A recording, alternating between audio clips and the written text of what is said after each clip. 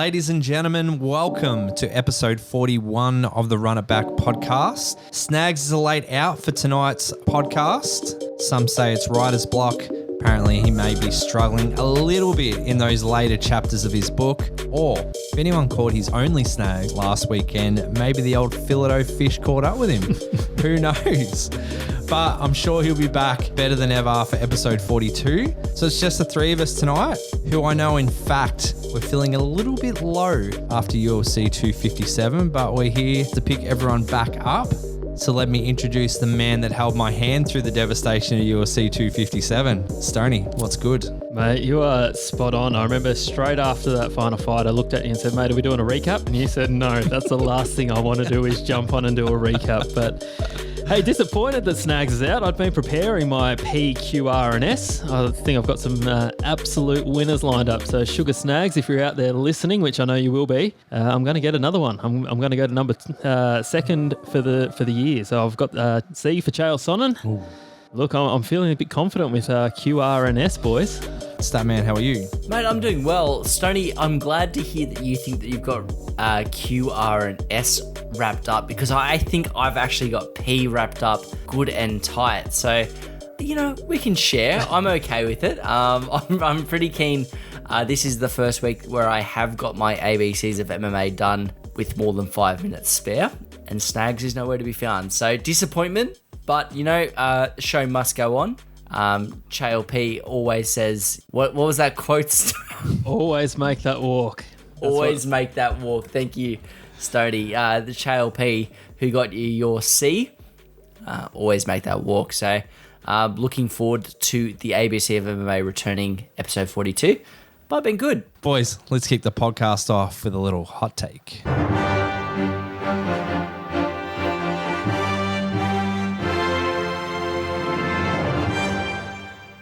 Is it possible that we will see a lightweight title fight in the next 6 months? Look, I'd like to think so. Dustin Poirier obviously has to be part of that. Who he fights, this is where it gets interesting. There's a bit of a logjam at the top, but you know, it'd be remiss on everything we've just seen. It would be disappointing if that didn't culminate with a title fight, you know, next for Dustin Poirier. To be honest, I fucking hope we see a lightweight title fight in the next 6 months. It is by far the most stacked division in the UFC. Poirier came out recently and advocated for a Charles Oliveira versus Michael Chandler fight, with him fighting the winner. I mean, those three fighters, you can mix them up anyway, and I would watch very, very excitedly. Let's go to the listeners. Listeners were pretty strong on this one. Yes, 94%, and no, 6%.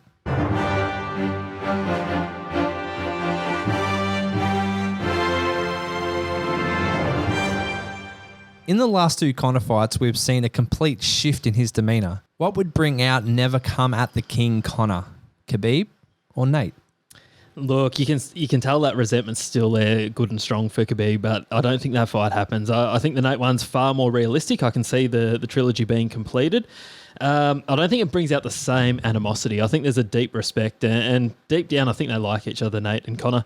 Not that they'd ever admit that, but Khabib and Conor, obviously genuine beef. That's where you would see the real dog come out in Conor.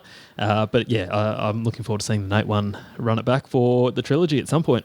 I completely agree with Stoney. I think I've been watching the build-up to the 196 fight between Conor and Nate recently. And it's clear, as much as they jaw at each other, they love each other. They both find each other hilarious, I think, deep down, and they both respect each other as martial artists. Whereas Khabib, I don't know if it's the same for Conor. I think it might just be business. Just business. It's just business for Conor. I think Khabib genuinely dislikes the man. So, but again, completely agree with Stoney. I do not think we see that fight again. I don't think Khabib gives him the chance for a rematch. Let's go to the listeners. Listeners agree. Khabib, 41%. It is tight. 41% versus Nate, 59%.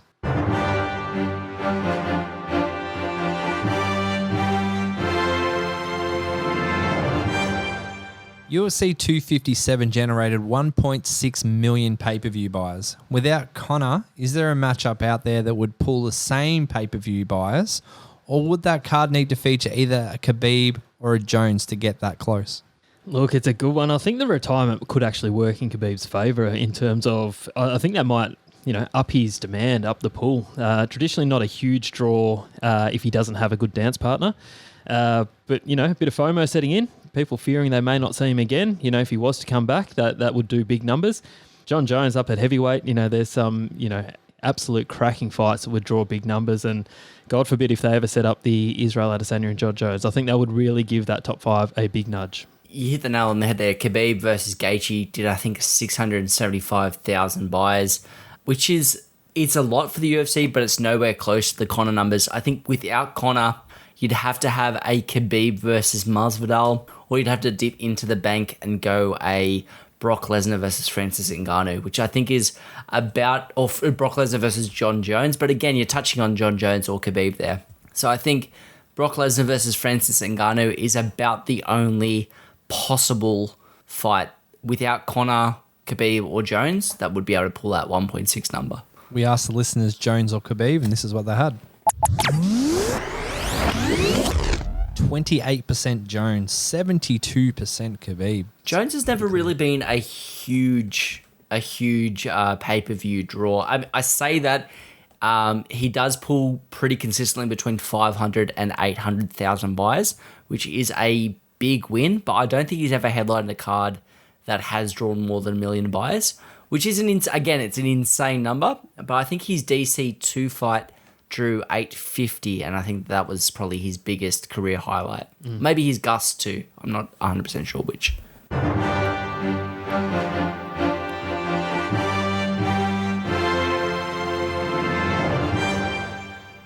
Brazilian BJJ star Gabby Garcia calls out lightweight Kayla Harris, who weighs 38 kilos less. Kayla Harris is an Olympic judo champion with an 8-0 MMA record. When does calling out a fighter become non-productive and borderline bullying? Look, I don't have an exact kilogram for you, DL, but 38, we run the risk of confusing this. This is not 38 pounds. This is 38 kilograms. Now, Statman, I know you'll have those conversions in your head there, but it's about 80 pound. Yeah, that's a big one. I see no logic as to why that call out would have happened. But yeah, it does seem a bit absurd. In 2016, Gabby Garcia fought Yumiko Hotta, who was around about that lightweight 72 kilo mark. So 160 pounds rather than 155 pounds. The significant difference there was Yumiko Hotta was about 49 years old at the time of the fight. Gabby Garcia, let's be clear, the lightweight division in women's MMA is outstandingly thin. Kayla Harrison is a phenomenal fighter, but she is going to struggle to find fighters in her weight class. Then you Gabby Garcia, who is, by all accounts, just a heavyweight fighter in the women's division. Outstanding Brazilian Jiu-Jitsu specialist, but relies significantly on her size and weight advantage to win her matches. Not saying that she's not technically proficient. I would take Kayla Harrison in this fight. Gabby Garcia has made her career on fighting undersized grandmas. She's very talented on the ground. Her stand-up is hilarious. And Kayla Harrison has enough rudimentary skills to be able to take it to her.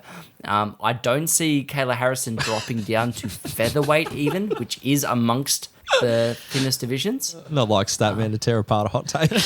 Mate, I'll to be clear, Statman, this is not going towards a tally. I know you're 1 or 2 down, He's looking for points. there's no bonus points to be had here. Decision. I'm taking Kayla Harrison by decision. It will take place in Ryzen on their New Year's Eve 2021 show.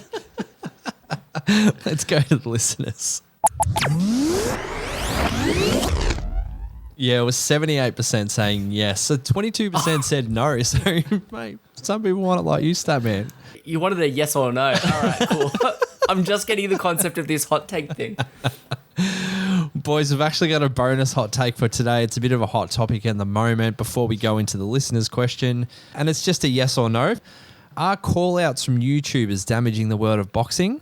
And can Ben Askren learn how to box in 3 months? Stoney. Look, the call-out, it's an interesting one. I'm a casual at heart. We spoke about this, DL. I've been following this sport since 2004, but you get anyone with a bit of interest and a bit of a story to sell to me, and I'm there to watch it. So I'm not necessarily against the YouTube call-outs.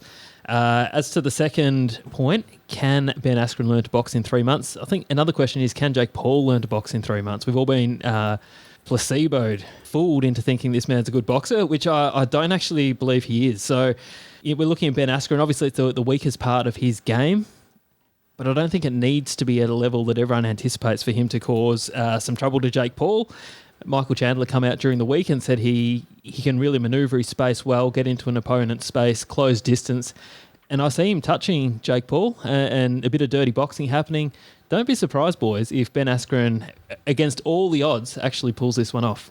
I like the response from Stoney, but he really took the Statman approach to a yes or no bonus hot take. So Statman. No in the short term, yes in the long term. They're bringing new eyes to the sport, so I don't think that it's necessarily a bad thing.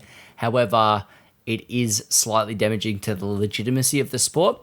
Can Ben Askren learn to box in 3 months? The answer is a big fat no. If he hasn't learnt to box in the last fucking 20 years of his career, he's not going to learn now. I have actually seen Jake Paul land a punch in a fight, which is more than I can say for Ben Askren. I'm taking Jake Paul in this fight. And I think it will be a fucking dark day for MMA. We all know what Ben Askren is. We all know he's a fantastic wrestler. I've seen Jake Paul throw a punch. I mean, Nate Robinson, Ben Askren to Nate Robinson in a combat sports environment is completely different. If you added a 30-second period in the middle of round 1 where Ben Askren could wrestle, I would give this fight to Ben Askren. I would say if minute 2:30 to 3 minutes, Ben Askren was allowed to wrestle, Ben Askren would win this fight, hands down. But I know this is hot take. I know this is hot take. I know this. How long is this fight scheduled for? Is this an 8-round fight? It's an 8-round fight. Yeah. Don't underestimate that. Jake Paul, Ben Askren could wear him down over that time frame. He could take this one, boys. I know this seems ridiculous. You team Askren? I'm just not willing to write Team Askren off. He's going to take 100 significant strikes before it hits round 3. His defense is terrible. He's going to come out in a wrestler's stance and not be able to wrestle. He's going to get fucked up on the feet. That man's team Paul. Big Mate, time. I'm not team. I dislike Jake Paul as a person. I just heard you talk positives about him for the last 5 minutes. I would wish that he would pick any other MMA fighter because it's just going to end up making MMA look He's terrible. picking the fighter knowing that he can win. But Jake Paul is going to fuck up Ben Askren and it's going to be terrible. His striking is awful. Let's go team. I could outstrike Ben Askren. No, you couldn't. No, you couldn't. That's not in Sugar Snagless. Just because he's not here, you don't need to adopt his persona. I could. Boys, we might leave that there. We'll jump into our listeners' question. Our listeners' question this week comes from a couple of Aussie boys. Have a podcast of their own, MMA Down Under. These guys are good. I come across these guys a couple of weeks ago, real detailed in their approach of the podcast. So check them out. It's MMA Down Under, and this is from the boys. Hey lads, it's John from MMA Down Under. Love the podcast. Got a quick question for you. Rob and Paulo Costa are meant to fight in April. Do you think the winner deserves a rematch with Izzy? We believe Rob does. Do you think Paulo deserves one after his loss to Izzy? Cheers. Yeah, look, firstly, phenomenal question. I think Rob Whittaker did enough this year to have earned his rematch already with the wins over Darren Till and Jared Cannonier. Paulo Costa coming off, one of the most one-sided, title fight finishes you could imagine. Did he land a punch, Statman? He might have landed one, but it was close. It was just a train wreck of an attempt for Paulo Costa. So I know he wants to get that one back as soon as he can because when you're at rock bottom, it can't get any worse. If he gets past Rob Whittaker, I think he has earned the right to rematch. But yeah, boy, I'd feel for Rob Whittaker if he got done after coming back, career at the crossroads, beat Darren Till, beat Jared Cannonier, and then missed out because he lost to Paulo Costa. It would be a very dark day for the Reaper, so I hope that doesn't happen. Would love to see Rob Whittaker get the win, and surely whoever wins this does logically go on to fight Israel for the title, if Israel comes back. I'd have to say that I completely agree with the question. I think that if Rob Whittaker wins this one, again, Stoney, you're on the money here. He's done enough to earn a title shot back against Izzy. I think if he wins this one against Paulo Costa, no doubt. If Paulo Costa wins this one, I say Izzy, if he does win the title at light heavyweight, takes a defense at light heavyweight, and we can have Paulo Costa fight the winner of Marvin Vettori versus Darren Till. Find out who the next middleweight contender is there, because that fight Paulo Costa versus Israel Adesanya was not close. It was not close. It was not competitive. Neither was the Whittaker fight, but he's come back with 2 strong wins. So a third strong win from him, definitely. Give me Robert Whittaker, Israel Adesanya too. Boys, and that was hot take.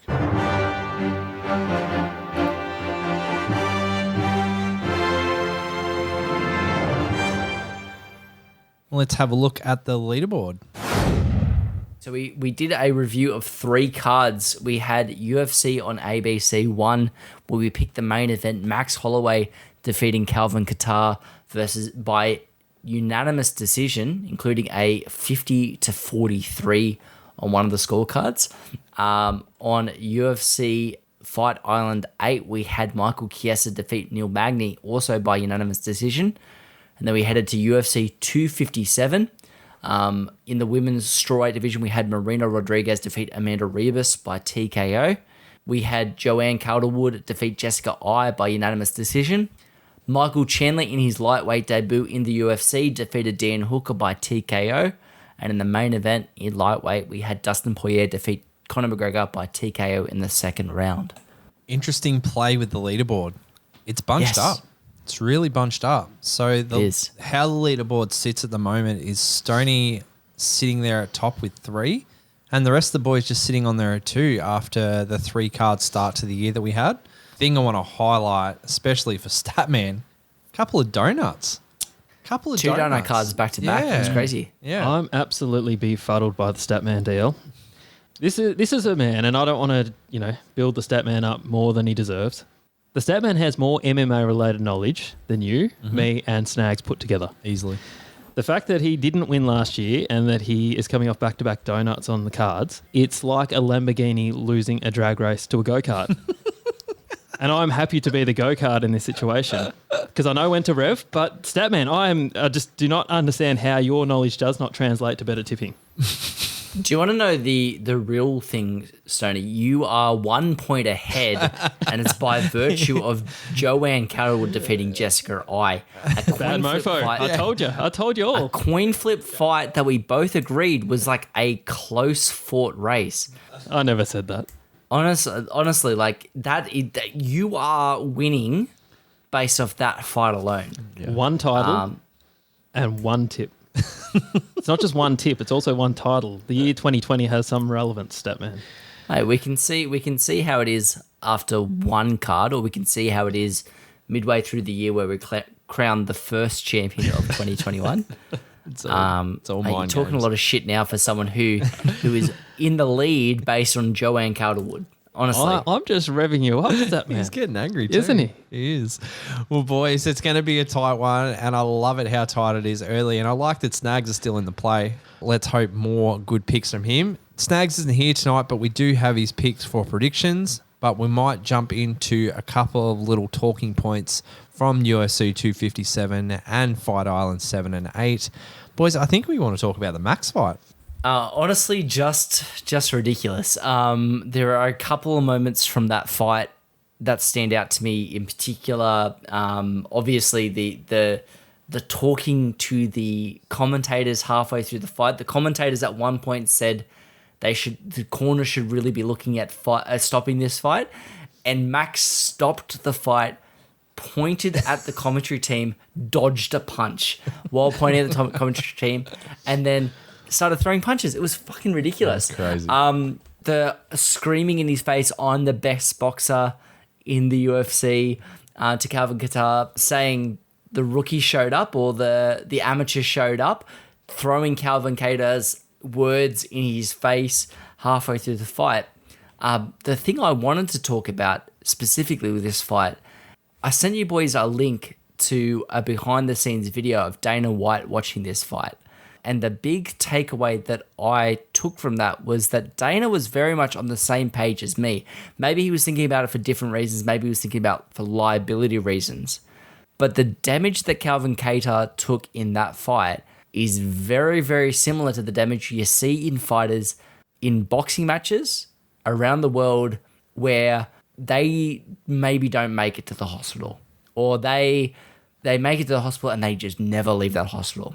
And I think it's a common theme And it is something that we've seen in the last year, maybe ramped up both the responsibility of the refs and the responsibility of the corner in MMA. But we can't keep seeing too much more fights like that where a fighter lands 500 significant strikes to the head of another fighter before we see a death in the UFC. It's going to happen before too long when you've got volume strikers like Max Holloway and those 4-ounce gloves. It made me, I was in awe watching Max Holloway fight that fight, but it made me furious watching Calvin Kedar's corner send him back in the 5th, where his only hope, his only prayer was knocking out a man who had never been knocked down in the UFC before. That was his only fight. That was his only game plan to winning that fight. Do we need to take a look at the regulations that go into the cornering of UFC? Do the refs need to be able to call off a fight even when a fighter is intelligently defending themselves based on damage alone? What is the solution here? It's just not commonly done in MMA. The one that comes to my mind, the one time that it comes to my mind is Nate Diaz versus Josh Thompson. Josh Thompson landed some heavy strikes on Nate Diaz, including a head kick which staggered Nate. The referee was in the process of calling off the fight, and you can see Nick Diaz toss the towel into the ring. So, and you think of Nick and Nate Diaz as the gangsters of MMA. You think that, and people think of throwing the towel in as the ultimate sign of surrender and the ultimate sign of giving up. These gangsters, it's not about going out on your shield. It's not about letting you be a warrior out there. It's about preserving and fighting another day. And you see it so often. The Anthony Smith versus Glover Teixeira fight, the Calvin Kattar fight, and the Max Holloway fight. We are going to see a fighter pass away in the UFC before it's too long. 5 or 6 fighters in boxing pass away each year from damage that is avoidable. But that Max Holloway versus Calvin Kattar fight is the example of a fight where it could have gone so horribly wrong. Yeah, look, it was disturbing. It was so one-sided, and the referee obviously is not keeping count of the shot, so he doesn't know that it's five. He knows it's getting up there, so it's not as objective that once you reach a certain amount that you can say, okay, well, now they're no longer intelligently defending.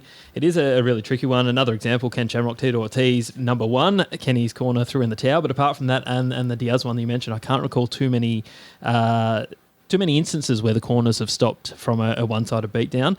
Your comments, Statman, actually segue into another little gripe that I took away from that, and that is, as MMA fans, I think we can be better. We looked at that fight, and it was very common on Twitter straight after. We had a lot of people calling that, fight of the year. We've got to stop pretending that one-sided beatdowns are fights of the year. We can look at that and say that was Max Holloway, a performance of the year. But that was certainly Myers, not a fight of the year. There needs to be more back and forth before we can start labelling these fight of the year. And that's to take absolutely nothing away from Max Holloway. He potentially robbed himself a fight of the year because he was so dominant. But yeah, it was an interesting one. Yeah, boys, we might move over to UFC 257. Michael Chandler Hooker fight. Hooker is a favourite on the podcast. Looked a little bit timid, I felt, when he started. He was, and we know Michael Chandler was seeing a lot of his fights in Bellator. He likes to rush his fighters. He likes to have dominance of that middle and push them towards the cage. He's a wrestler. We know how aggressive he is in that world. Hooker was just waiting, just a little bit timid. Did he think that he had a little bit more time? Well, he predicted it. He said it's going to be a fast start, and if he weathers that, he was quite confident that he would have seen the best that Michael Chandler could have thrown at him, and at the end of the day, he didn't see it. It come quick. We didn't see it in the theatre, DL. No. That landed really quickly, and I said I wanted to see Michael Chandler do well. I didn't want to see him do that well, and certainly not against Dan Hooker, but credit to him. He come out. I think he needed a statement win. Let's look at it from the other perspective, not looking at it as, Dan Hooker fans who are flat and disappointed. Michael Chandler come over. He'd done a hell of a lot in Bellator and various other promotions. He faced a lot of flack and a lot of criticism, and I think that was because they thrust him in as the replacement for Khabib and Poirier if one of them fell through on Fight Island. MMA fans, around the world were really saying this guy doesn't deserve a spot in the top 5 in the UFC. What's he done to deserve this stature? Well, he answered a lot of critics, and credit to him. I thought it was great to see, but bittersweet. Who doesn't love Dan Hooker? He's a bit like Dustin Poirier. Anyone who doesn't love Dan Hooker, there's some serious questions got to be asked. Yeah, really passionate about his country, really passionate about his sport. Like, I love that. The speed and the power of Michael Chandler, at least in the early rounds, is terrifying to see. And I think that Dan Hooker is very much a sniper. He's got more of a counter striker flair to him, but he is aggressive. He is a very aggressive fighter. But Michael Chandler, it was like a miniature Mike Tyson in his like ripping and the speed and the power that he generated in that fight. Very, very excited to see what Michael Chandler can bring. We forget, obviously, he has a victory over Eddie Alvarez. We think Bellator fighter coming into the upper echelon. Eddie Alvarez, Bellator champion, UFC champion as well. And it's easy to forget that when the WSC lightweight guys came in, they're the WSC guys. They can't compete with the UFC guys. Anthony Pettis, Benson Henderson, Donald Cowboy Cerrone. The Strikeforce guys, they're the Strikeforce, Gilbert Melendez. And all of these outside promotions, once they get a chance to prove they're legit, we find out that, holy fuck, on any given night that these fighters can fight. And Michael Chandler really, really showed it and really, really showed up in a big way on a Conor McGregor card. Very, very excited for Michael Chandler, and his managers must be fucking so excited. They must be so excited. Yeah, well, he was pretty vocal on pretty much every social media platform that he could get for that title chance. So it was the most ridiculous pro wrestling post fight speech. Yeah, I love it. I let him have it because he's fucking hyped. Yeah. Chael Sonnen delivers a really good post fight. I put that Michael Chandler one with that Henry Cejudo post fight spiel where it's like, all right, buddy, you're trying to be Chael, you're trying to be Ric Flair. Let's give it a rest. But I mean, I'm here for the guy. I'm going to turn up for his next fight for sure. That was exciting. In the famous words of DC, there's levels to this. And I know DC was talking about fighting, but there's also levels to post-fight 100%. promos. And Michael Chandler was a little bit cringe, but I'm glad he did it. I'm glad he did it. I'd rather someone try it. Yep. Jessica, don't ever try. Like that was too much. That open workout, that was too much. My favorite one is, whoever the UFC puts in front of me, I'll fight. No, call someone out, mate. Call someone out. Yeah, I hate that. Name a name. You know who's in the top 15. You know where you're ranked. You know where the guy you just beat's ranked. Pick someone 2 levels up. Call that fight. It's a stylistic matchup. Go for it. Don't be like, I'm just happy to fight. It's just no fucking calls. Name someone and then start some shit. Get it done. Don't waste your call out. Well, boys, we'll quickly grab. I know we'd probably want to talk about this fight a little bit more, but it's covered. We're running over time, aren't we, dear? and you boys are on the loose tonight, which is great. I love it. We could talk about the main event. It obviously didn't go the way we wanted it to. We were all heavily on McGregor. Mate, Dustin Poirier, and the whole lead up as well. I don't know. It nearly felt like a business transaction. It nearly felt like, because there was a charity attached to it as well, it kind of, I don't want to say softened it, but it kind of did a little bit. Didn't have the same feel, did it? Didn't have the same feel. Didn't really kick on. 100%. Look, I can't take credit for this. For anyone who's on Twitter, at McGregor Rousey, the super fan, he's quite funny. This sums up me to a T, Deal. If you watch the fight in reverse, McGregor wakes up with an injured leg that heals over time and wins the fight. So technically, McGregor won. I love that. That's how I'm going to remember that fight. That's cool. I'm going to watch it backwards, and I like that. I think the biggest thing that's going to come out of this fight is that more and more fighters, especially against the southpaw, are going to utilize that calf kick. But when Foggy Dew hit, I still had goosebumps. I was still pretty anxious. just really quickly around the table, if they run that one back, how do we see that going? I'll jump in first. It's a loaded question. That's a fairly simple fix for Conor, and I don't mean to undersell this at all, but it was one weakness in an otherwise really strong Arsenal. I think in round one, you watch that back, and we'll remember this as we always do as a one-sided, but it was not. Like that first round, there was a lot of great exchanges. There was one in particular where Conor really caught Dustin flush. Then obviously there came the takedown. I just think people are underselling the contest that it was until it wasn't. Like, and you can say that about all fights, but I just think if Conor corrects that checking technique, when that was on the feet and when that was early, that was a really interesting battle. And I can't sit here and categorically say if that fight happens again in 6 months' time, we're going to see the same outcome. Khabib, Conor too, 100%. Logic and intuition tells you you're going to see the same outcome. Dustin and Conor could go again, and it may be a vastly different outcome in 6 months' time. His game is geared completely towards boxing now. Unless he changes that significantly, he is going to be susceptible to that calf kick. Even if he changes that, I feel like Dustin Poirier is a smart enough fighter that he's going to be able to adapt and use his kickboxing and his grappling abilities, which we didn't really see, to defeat Conor McGregor. Conor McGregor needs more than 6 months to fix the holes in his game that Dustin Poirier obviously exploited. Conor was talking like he'd never seen or heard of a calf kick ever in his life. It was weird. It was a weird. I don't think he's ever been hit with it before. I don't think he's ever been calf kicked before. He used to get beat up in training. I think he fell in love with boxing. Yeah. I think that's the issue with building a camp and having the money to build a camp tailor-made to you. You can build that camp however you want. And if you fall in love with boxing, all you fucking want to do is box. All you want to do is box. So you bring in the best boxers in the world. And yeah, you have jiu-jitsu practice and stuff like that. You have an hour a night for jiu-jitsu. But 6 hours a day, you're boxing. And then you get hit with a calf kick and you're like, fuck, I did not train for this. Well, boys, we might leave it there and jump into some predictions. UFC Vegas 18, we're taking the co-main and the main card and main event, sorry. In the bantamweight division, we've got Corey Sandhagen versus Frankie Edgar.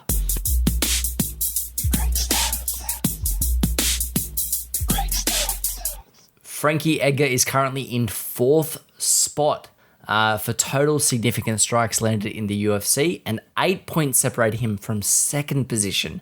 So Frankie Edgar sits with 1,703 strikes. Donald Cerrone sits with 1,710 strikes. And Joanna Jędrzejczyk sits with 1,711 strikes. First place is held by Max Holloway with a ridiculous 2,618 strikes, significant strikes landed in his UFC career.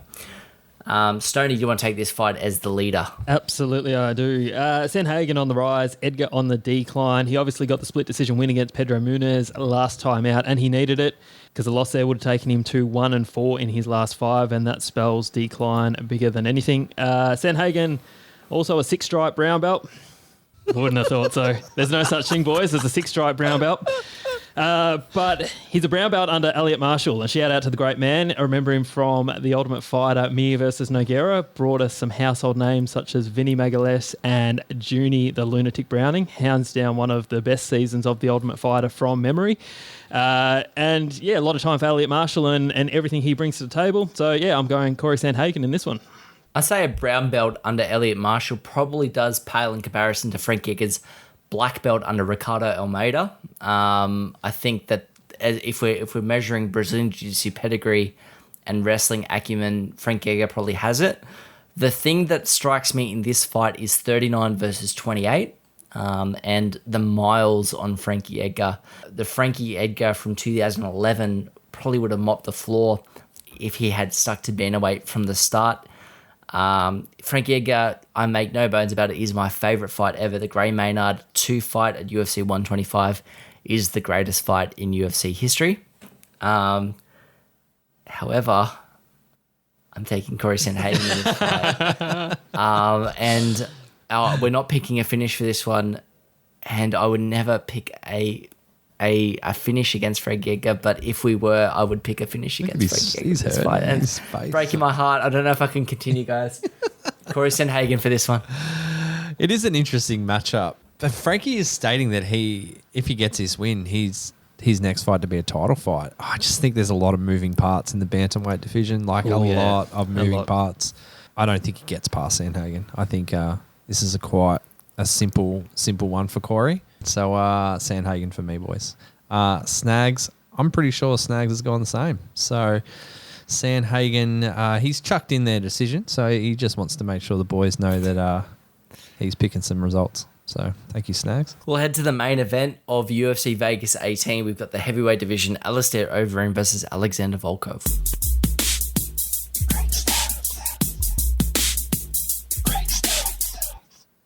Alistair Overeem was the first, last, and only Strikeforce heavyweight champion. So Strikeforce was well known for its heavyweight division, the only division it was said to comprehensively compete against the UFC's division in their heyday. But only one ever champion, and it was only defended once. He won it in 2007, defended it against Brett Rogers in 2010, And then the title was vacated in 2011 when Overeem's contract was transferred to the UFC. Well, boys, Overeem is my boy, and I know he's a big underdog, but I cannot and will not bring myself to tipping against him. Now, I know that the safe play is Volkov, but with the exception of a last-second Hail Mary from Rosenstruck, the Reem, he's been super impressive. I think he's been one of the quiet achievers since suffering those back-to-back losses against Curtis Blades and Francis Ngannou. Since then, he's been 4-1, the one obviously being that last-second brutal knockout. I've just been really impressed with, I think his fight IQ is something that's really come to the fore in more recent times. Now, he went through a period where he was leaving himself very exposed, and we all know that he's only an inch away from being knocked out because that chin is a little bit suspect, but house money, DL. You build a one-tip lead, you get a little bit of house money. And I'm using that house money to make me 2 tips in the lead for this one because I know all you boys are going to go on Volkov. Alistair Overeem by, going to go, is it 3-rounder or 5-rounder? 5-rounder. 5-rounder. Well, I'm going to go Overeem by a 3rd round TKO. His one-hand house money. Alistair Overeem has generated a very, very fair reputation as someone who snatches defeat from the jaws of victory. Many, many times he has lost a fight that he should have won. The Rosenstruck fight is a clear example, but the Travis Brown fight, multiple fights on his record, he has left himself open. Alexander Volkov has probably the most obvious example of that with the Derek Lewis fight where he's winning up until the last 8 seconds and then lost that fight. So I don't think that you can look at those two fights, those two fighters, and see much of a difference between the two. I think Alistair Overeem, he's known as Conor Reem nowadays because he's fighting much more efficiently and much more smartly. I do see that Alistair Overeem taking this fight. I see it being a 4th round TKO. I think that he wears down Alexander Volkov. Alexander Volkov's striking defense and striking accuracy is very, very exciting. But Alistair Overeem is a K1 kickboxing champion for a reason. I think he weathers the storm and TKOs him in the 4th. Boys, guess what? No way. I'm on the ream. On the ream. Overeem, he's on that run. He's on that run. And I think he gets it done in 1. So TKO in 1 for me. I don't know. I don't think I need to add. The love's here for it. And the thing that I'm really excited about is, yes, he is the dog in this fight. So hopefully I win some money back from last weekend because that was disastrous. The thing that's really exciting for me is Sugar Snags has gone against the boys. He has gone Volkov. TKO round 3. This is huge. Oof. So what was your finish? 1. 1. Yeah, round Done 1. in 1. Done in 1. Boys, I think that's time for Stoney's. Boys, we are back. I don't know about you boys, but I have been inundated with nominations for this. It's blown up bigger than I expected. As of today, we've had 3 people reach out and say, let's give it to Phil for a 2nd week in a row. Poor Phil. I contemplate, do we just rename it Phil the MMA Tool? I don't know. But no, Phil, obviously our reigning and defending week 1 nomination. There are a few obvious ones. So there's a lot of people getting around Nate Diaz saying he's worthy of a title shot against Conor McGregor, which I thought that's just, there's a lot of holes to pick in that. Was it Frank, not Dylan? Was that the submission we got? Can we put that on our socials? That was phenomenal. Come through with a... We don't want to out Frank. Do we want to out Frank? Friend of the podcast. Friend of the podcast. Yeah, so boys, we dug deep this week and we come really close. So I'm going to give a shout out to, first, this is an honourable mention for Tool of the Week. An Aussie sports journalist who decided to try his hand at MMA, Jai Bednall. Now, he writes for news.com.au, put out just an atrocious piece. We're not going to give it too much time, but the headline read, Conor McGregor has been exposed as a fraud and there's no going back. Now, you read through that piece of absolute trailer park trash of an article. It's an injustice to sports journalism. And as an Aussie MMA podcast, like we see the Eternal Boys, we see the hard yards people are putting in to try and grow this sport, just publishing complete and utter tripe. The only fraud here is Jai Bednall and his trash journalism. So take a good hard look at yourself, Jai, and don't ever do that again. But boys, this week's winner, or the nomination, goes out to Kevin Gillespie on Twitter. So replied to the notorious MMA. So Conor McGregor, after his, underwhelming, quite disheartening performance, You got slept by an average stand-up fighter. Time to hang up the 4 ounce and one last payday against Pacquiao. Shite performance. Boys, how does that sit in terms of disrespect to Dustin Poirier? Let's just have a quick glance at some of the names that he's stood and traded with. He's got Justin Gaethje by TKO, Eddie Alvarez TKO. He stood and traded and arguably outboxed the best boxer in the UFC, Max Holloway, for a decision win. He went toe-to-toe in an absolute brutal slugfest with Dan Hooker, 2 elite-level strikers, and then he's knocked out the notorious Conor McGregor. To say that this man has average stand-up is just an atrocity. Abusing your Twitter rights, Kevin Gillespie. Now, Statman, hit me with some stats to back this up. Dustin Poirier is hands down one of, if not the best boxer in the UFC right now. Completely, 100% agree. I'll say fact number 1, fuck you, Kevin Gillespie. Fact number 2, outstriking a who's who.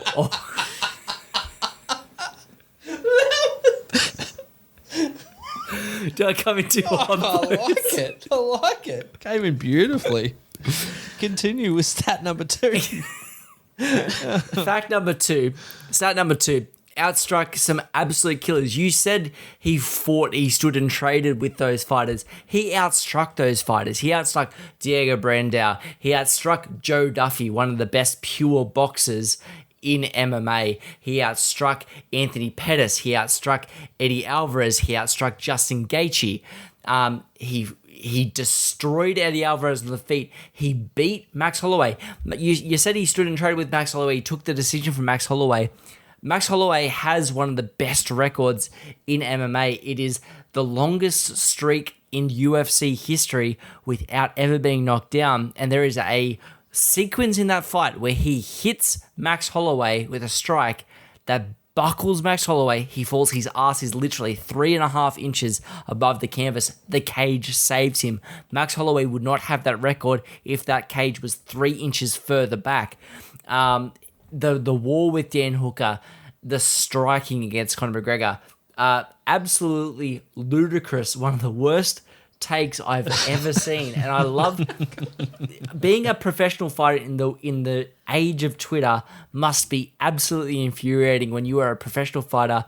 Conor McGregor, his performance wasn't that terrible. He hit Dustin Poirier with some solid strikes. He just got caught with a technique that absolutely invalidated him. But to call Dustin Poirier an average striker is fucking disgraceful. And he honestly, if we are kicking Donald Trump off Twitter for false claims, honestly, if we are kicking Donald Trump and Roger Stone and all those conservative pundits off Twitter for false claims, can you find a more false claim than calling Dustin Poirier an average striker? It's absolutely ludicrous. Average stand-up fighter. The only thing average, Statman, is we can only give this jabroni 1 nomination and not 6. Can you just bring this one back for Tool of the Week? Just not even if he tweets anything else, just this particular tweet. Just bring it back. We'll talk about it because I'll bring up more stats. I'll figure out stat 3 and 4. The third stat will again be fuck you. The fourth stat will be more stats. We'll sort it out. We'll get this sorted. Well, boys, it goes without saying, Kevin, that is why you are this week's.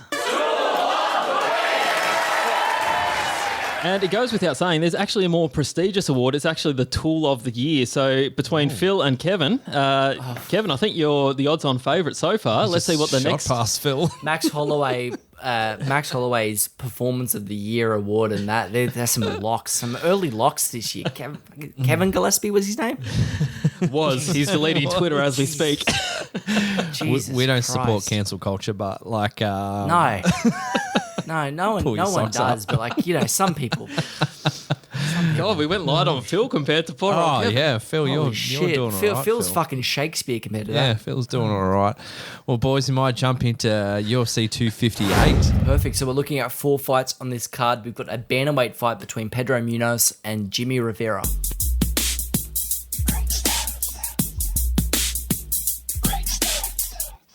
Jimmy Rivera had an outstanding streak of long, drawn-out fights. 9 straight fights, 9 straight wins, 1 finish, and 153 minutes of cage time. Immediately after this streak of long, brutal fights, Rivera notched 2 wins by KO back-to-back that totaled less than 2 minutes of cage time, including his UFC debut against Marcus Brumage. Yeah, look, remiss of me to say this, but up until UFC 203, I didn't even know who Jimmy Rivera was, and I know how much of a stain that is on someone who claims they followed this sport for 16 years, but I saw him absolutely towel up Uriah Faber, and that made me take notice in a big way. Not that Uriah Faber was a world beater by that stage, but he was obviously a very recognisable household name, someone who I slid into my multi thinking I've never heard of Jimmy Rivera. And, boy, it was a decision, but it was a unanimous. It was a very one-sided fight. He then stitched up Thomas Almeida, who I really have a lot of time for. I don't know, Pedro Munez, he's a tricky one. Yeah, I can never really read him, but I'm going to go Jimmy in this one, Statman. I don't know what you're thinking, but I'm going to load up. Jimmy, we're not picking finishers, I presume. Jimmy Rivera for the number 1 on the podcast. These guys have actually met before in 2015, and Jimmy Rivera took the split decision. I think both fighters have come a long way since then.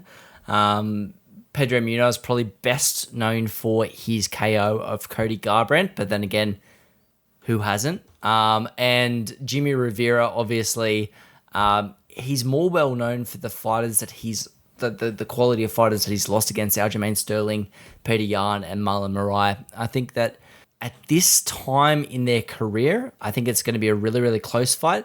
But in the lower weight classes, you've kind of got to go with the younger, fresher fighter. I'm going to go Jimmy Rivera as well. 31 versus 34 with the similar career and already got a win notched over him, taking Jimmy Rivera in this one.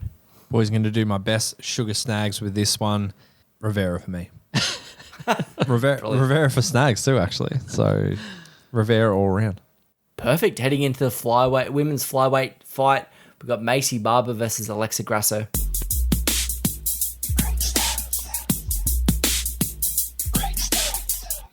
I know you guys like my downer stats. This one, the 1 year layoff for Macy Barber is more than double Barber's previous longest layoff of 6 months. She's also coming off a serious knee injury and her first professional loss. So we should see how this one affects her.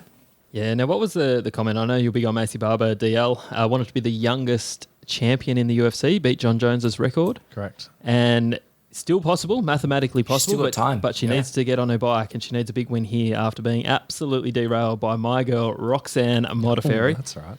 Look, I don't know how much the injury, I think the injury played into that, quite significantly, but Roxanne, had a hell of a performance. I think if we saw that fight again, I'm not actually convinced, as unanimous as it was, I'm not convinced that always goes that way.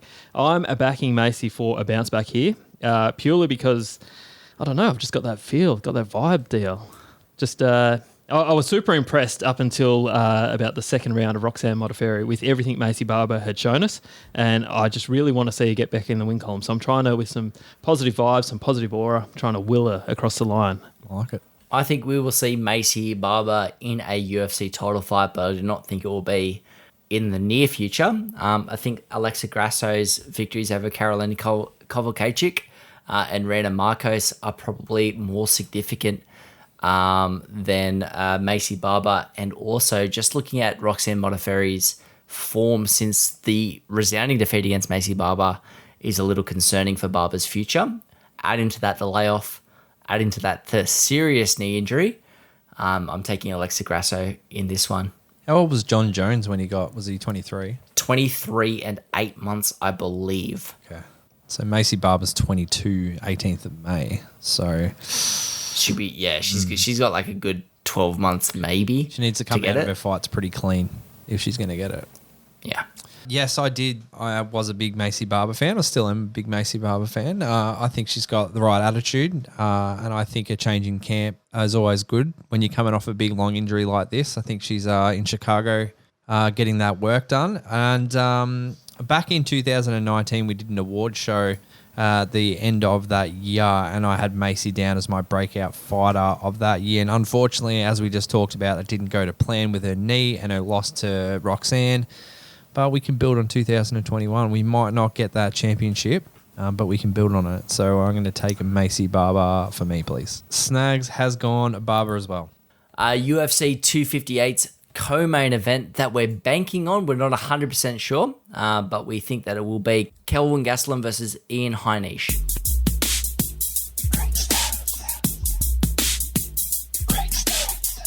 Ian Heinisch was the LFA middleweight champion for 1 month, vacating the belt upon receiving a UFC contract. He's not the only one. He's not the only LFA champion to do so. There's been 38 champions across all the divisions in LFA, and only 3 have become champions by beating the previous champion.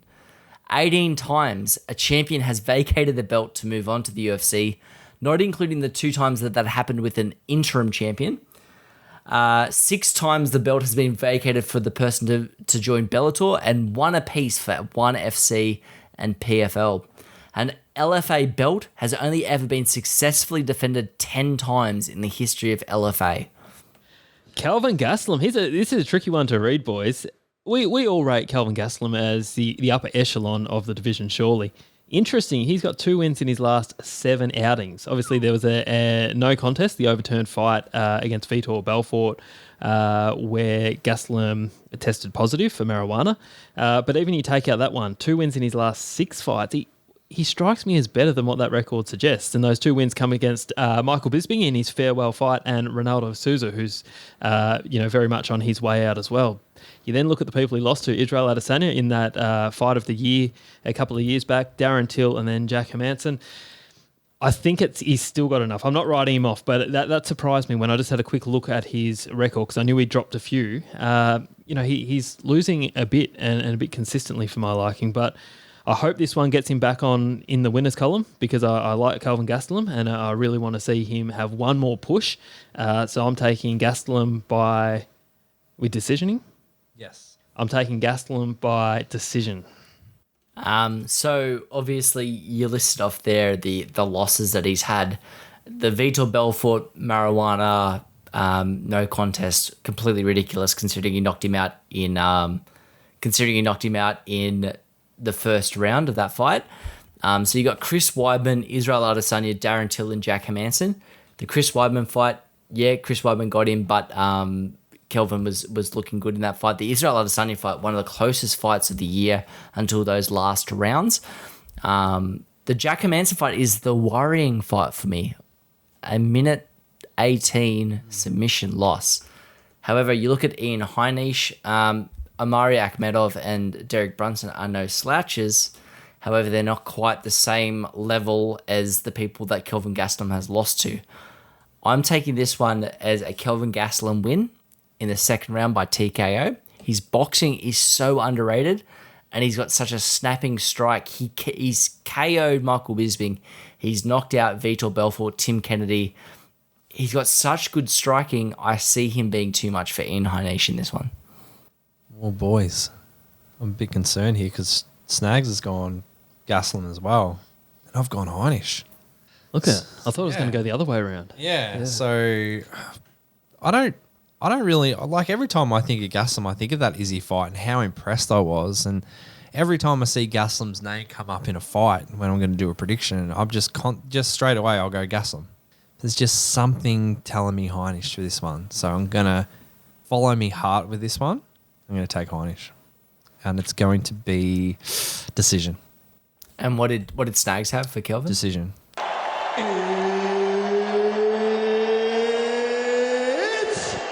time! Yeah, let's head into the main event. Welterweight title fight between Kamura Usman versus Gilbert Burns.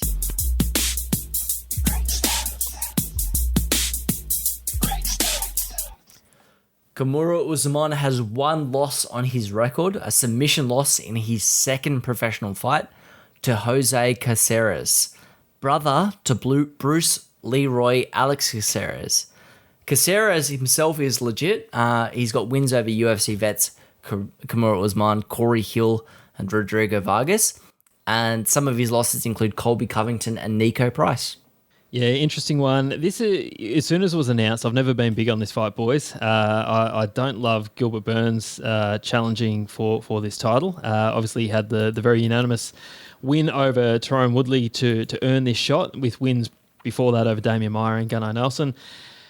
Look, I don't see any way that Kamaru Usman doesn't win this fight. And I actually, in lockdown last year, I rewatched the entire season of the Black Zillions and American Top Team and just got more impressed because at the time, you watch those, you don't realise how good someone is going to become. And watching it back with the benefit of hindsight, seeing where Kamaru Usman is now, it just made me even more impressed with where he came from. So I'm on Usman. I'm going to take a third round TKO.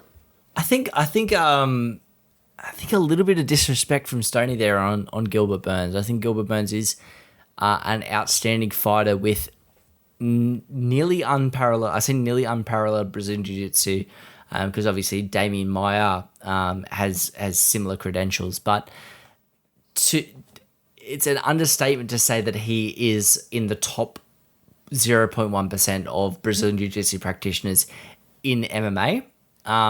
He also mixes his striking in and his wrestling in well, which a lot of Brazilian Jiu-Jitsu athletes just refuse to do. I think if this fight took place in its original slot of July 11th, I don't think that this fight would have necessarily been looked down upon as being too hasty. If you look at his wins, in his last 3 wins, Gunnar Nelson, Damian Maia, Tyron Woodley, they don't necessarily look amazing now, but at the time they looked right. And I do think that if you look at the welterweight division, we need a title fight. We need to get Kamaru Usman into the cage. And if you look at his potential opponents, I don't think there's anyone that is as deserving as Gilbert Burns. Gilbert Burns is a dangerous competitor. I think Kamaru Usman, maybe the shine came off him a little bit after the Jorge Masvidal fight. But people forget that while Jorge Masvidal had 8 days to prepare for Kamaru Usman only had 8 days to prepare for Jorge Masvidal. Had to lose a ton of weight, didn't get much specific training in, and did what he had to do to win. I'm taking Kamaru Usman in this fight by decision, but I definitely think that Gilbert Burns is severely underrated heading into this fight and could pull off a shocker. Snags has got Usman TKO round 2. I feel bad not getting overly excited about this fight. Stoney mentioned it before, and I just don't really care, and I'll probably get a little bit of hate, and there's a good chance I'll end up in Stoney's tool of the week. But look, Usman decision for me is just the obvious choice. I'm not overly excited about it. I feel bad because it's the end of the predictions, but this is the way it is. That's what we've been dealt with, so that's what we're going to do. But Usman decision for me, and Sugar Snags was Usman 2K round 2 TKO. Dale, I just want to, just jump on it. Right to reply. I know we've gone long, but the disrespect, I don't mean to throw disrespect at, man. It's just the thing that really gets me is when someone walks into a title after beating the 6th, 9th and 15th ranked guys. I would love to have seen him knock off someone in that top 5. And I get Tyron Woodley is a falling stock. So he's ranked 6 now. He was probably perceived as being high at the time. So absolutely valid point. I just would have loved to have seen, a Covington or, maybe a Masvidal on Gilbert Burns' resume before he got this fight. But in any case, it's going ahead. Hope it's a cracker of a fight. You never know until hindsight whether it's going to be a good fight. So often the ones that we're least enthused about, DL, turn out to be absolute crackers, and let's hope that's the case with this one. But honestly, if you want to keep Usman on the sidelines, who do you if you don't want to have him on the sidelines, who do you put Usman in against that you'd be stoked with? Maybe Wonderboy Thompson, but honestly, I would have been happy to see a rematch with the Covington. I thought that was an absolute cracker of a fight. Fair enough, you didn't go straight into the rematch. They went to Masvidal. Covington went and then beat the same guy that Gilbert Burns has beaten in Woodley. I think Covington's stock is higher and more deserving of Gilbert Burns. That's just me personally. So that's how I would have teed it up. But who knows? Let's hope it's a great fight, and maybe I'll be eating my words. Maybe Stoney will be on Stoney's tool of the week. You never know, DL. That'd be nice. That'll happen one day. I'm sure. Well, boys, that rounds out our predictions. We might jump into our final segment of today's podcast, Run It Back at Punters Club.